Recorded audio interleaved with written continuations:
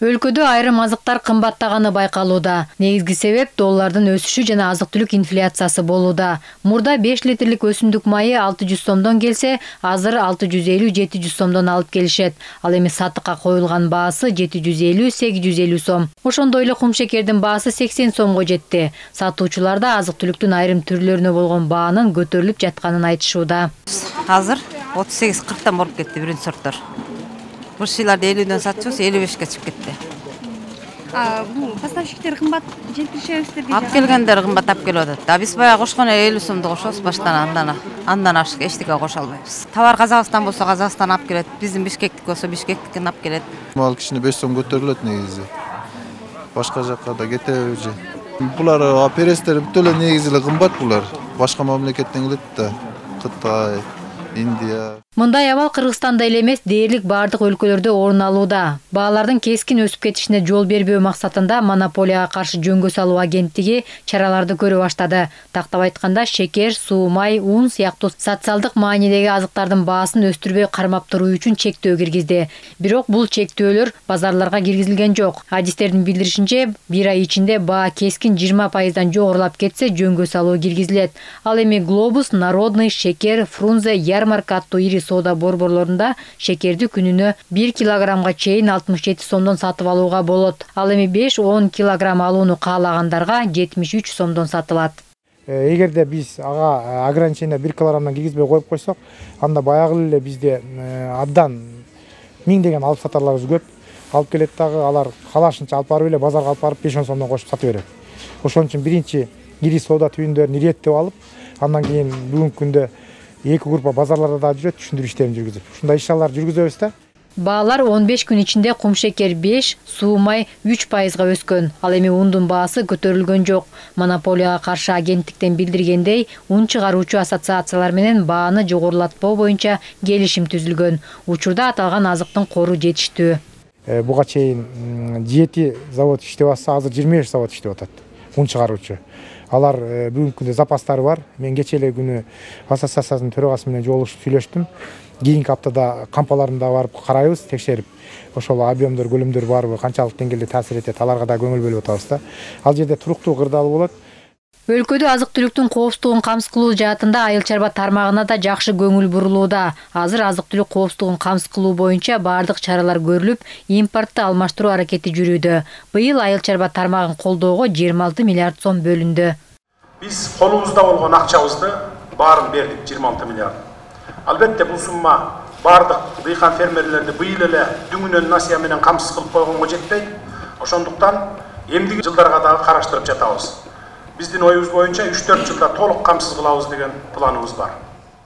Кыргызстанда айыл чарба өсүмдүктөрүнүн жана дан эгиндеринин дүң жыйымы төмөндөп кеткен. Бул көрүнүштү оңдоо максатында дыйкандарга сапаттуу үрөөндөрдү алууга республикалык бюджеттен 1,5 миллиард сом каражат бөлүнгөн. Ал каражатка Россиядан 16 000 тонна үрөөн алынды. Алар жаздык арпа, буудай, күн карама, сафлор, соя, бурчак жана көп жылдык чөптүн уругу. Айыл чарба министри билдиргендей, бул дүйнөлүк айыл чарба өсүмдүктөрүнүн селекциясынын эң алдыңкы сорттору болуп саналат.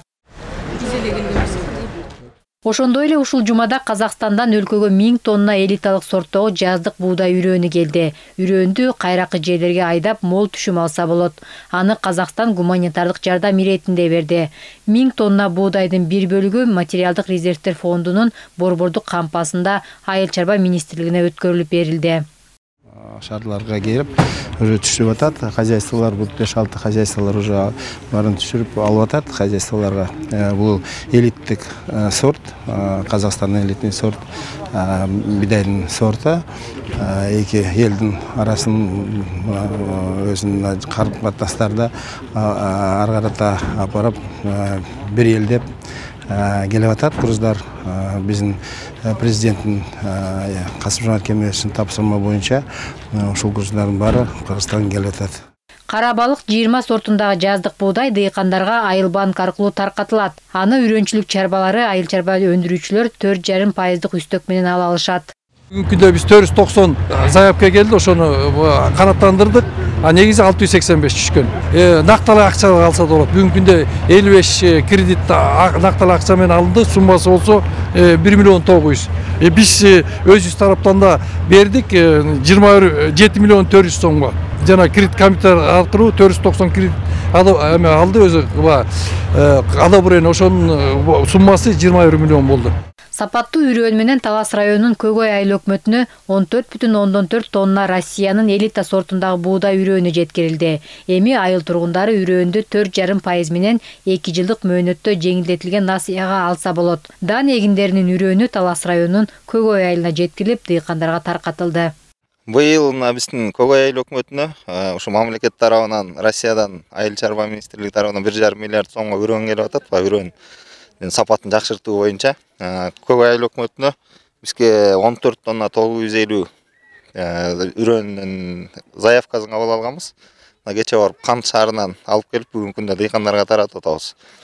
Дагы 14 тонна 700 килограмм арпа заявкабыз бар. 1-2 күндүн ичинде келет деди буйруса. Анда бар ошол Кант шаарынанбы, Кара Балта шаарынан алып келебиз. Азыркы учурда 14 тонна 500 килограмм будайдын уругу биринчи репродукция уругу экен. Айыл банк менен 4,5% менен 2 жылга кредитке берип атат. Дыйкандар алып атат. 500 кило беден уругу келди. Эми могу 1-2 күндө 14 тонна 700 арпанын уругу келүүсү күтүлүп атат. Айыл тургундары быйыл мамлекет тарабынан дыйкандарга жакшы колдоо көрсөтүлүп жатканын белгилешет. Айылга келип түшкөн буудай уругуна болгон суроо талап жогору болууда. Мындай үрөөн быйыл биринчи жолу болуп атат. Берилишич 4% менен айыл банк аркылуу да.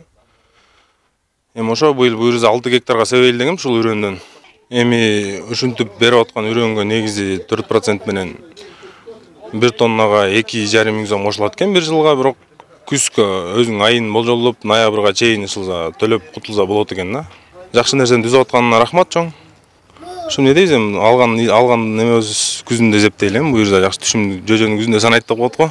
Жазгы талаа иштери үчүн 41 миң тонна дизель жана 10 миң тонна бензин даярдалган. Министрлик жазгы талаа жумуштарын үзгүлтүксүз жүргүзүү үчүн өткөн жылдын декабрь айында нефтетрейдерлер бирикмеси менен макулдашуу түзгөн. Бул көлөм жазгы айдап себүү иштерине зарыл болгон көлөмдүн 72%-ын түзөт. Ошондой эле социалдык маанидеги азыктар менен камсыз кылуунун алкагында Айыл чарба министрлиги ирригациялык системаны калыбына келтирүүдө. Бул үчүн министрлер кабинети 1 миллиард сом бөлгөн. Анын ичинен 135 миллион сому Ош облусуна жөнөтүлөт. Бул акча негизги жана кичи сугат каналдарын тазалоого жумшалат. Бизге азыр биздин спага тиешелүү 100 чакырым ички чарбалык канал бар. Азыр аны тазалап бүтүп калдык. Техникалар өзүбүздүкү. Азыр биз жергиликтүү бийликтин муниципалдык менчигине өтүп, бир кыйла жеңил болуп калды. Мурда өзүбүздүн бюджетибиз 1 миллион 300 миң сом болсо, быйыл айыл өкмөт 3 миллион сом каражат бөлгөн турат. Аны менен биз арык каналдарды тазалап, сууну коромжого учуратпоо үчүн чекелерин бетондойбуз. Былтыркы жылдагы суу тартыштык маселесин азайтуу максатында каналдарды тазалоо өткөн жылдын ноябрь айында эле башталган. Учурда Талас өрөөнүндө да Чоң Талас каналынын 100 метр жерин бетондоо иштери жүрүүдө. Мындан Бакаята жана Кара Бура райондорундагы дыйкандардын 20 миң гектар жери сугарылат. Узундугу 75 чакырымды түзгөн канал тазаланып, айрым кооптуу жерлери бетондолуп жатат. Негизи область боюнча бүгүнкү күндө жазгы Талас сугат мезгилин даярдык көрүү 60%-га жакын бүтүп калды.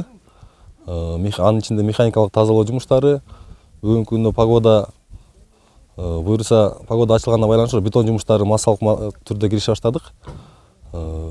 Общий область боюнча 9 километрден ашык жер километр бетондолмок. 25 километрга жакыны механикалык тазалоодон өтмөк. Азыркы күндө апрелдин 15-терине суу бере баштайбыз. Президент өзү баш болуп өлкөнүн аймактарындагы ирригациялык иштердин жүрүшү менен таанышууда. Анда капиталдык оңдоо жана үстүздөгү жылдын сугат мезгилине даярдоо, чарбалык иштерди жүргүзүүдө суу ресурстарын башкарууга бирдиктүү мамилени талап кылаарын белгиледи. Ал ирригация үчүн мындай ири сумма биринчи жолу бөлүнүп жатканын, эми мамлекеттик органдарда эч кандай шылтоо болбой жана дыйкандар сугат суусун толук көлөмдө өз убагында алышы керектигин белгиледи. Насос иштебей калды, суу чыкпай калды дегенден. Мына максималда бердик да силерге.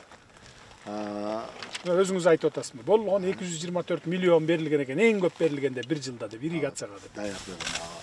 Биз канча эсе көп берип атабыз мына? 6 эсе биздин былтыркы жылга салыштырганда 6 эсе көп акча алдык. Садыр Жапаров ирригациялык тармактарды оңдоп түзөө иштерин сапаттуу жүргүзүү зарылдыгын, бул келечекте айыл чарба өсүмдүктөрүн сугарууга байланышкан көйгөйлөрдү азайтууга мүмкүндүк берерин айтты. Мамлекет башчысы ошондой эле сууну үнөмдөө боюнча комплекстүү иш-чараларды киргизүү суунун коромчусун жоюуга мүмкүндүк берерине ишеним артты. Ошол эле учурда өлкөнүн азык-түлүк коопсуздугун камсыз кылууда бул маселенин актуалдуулугу артууда. Президент ошондой эле Орто Токой суу сактагычын кароонун жыйынтыгы менен тиешелүү мамлекеттик органдарга дыйкандар үчүн сууну өз убагында жеткирүү жана жоготууларды кыскартуу тапшырмасын койду. Анара Мамбеткадырова, Руслан Бараненко, ЛТР, Жума Сереп.